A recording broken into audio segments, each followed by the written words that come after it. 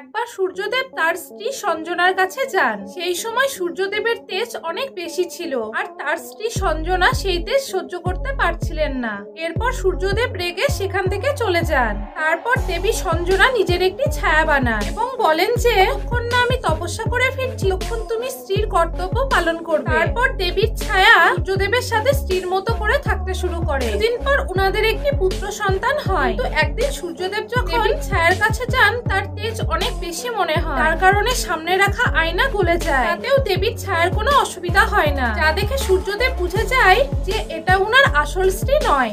এরপর সূর্যদেব ছায়ার সাথে খারাপ ব্যবহার করতে থাকে এবং তাকে স্ত্রীর মর্যাদা থেকে মুক্তি দিয়ে দেয়। তখন দেবীর ছায়া দেবী সঞ্জনার কাছে গিয়ে সব কথা জানায়। জঙ্গলে লুকিয়ে সূর্যদেব সব কথা শুনে নেয়। এরপর সূর্যদেব নিজের সব ভুল বুঝতে পেরে দেবী সঞ্জনাকে নিয়ে চলে যায়, কিন্তু দেবীর ছায়াকে জঙ্গলেই রেখে যায়। আর এই জঙ্গলেই শনিদেবের জন্ম হয়।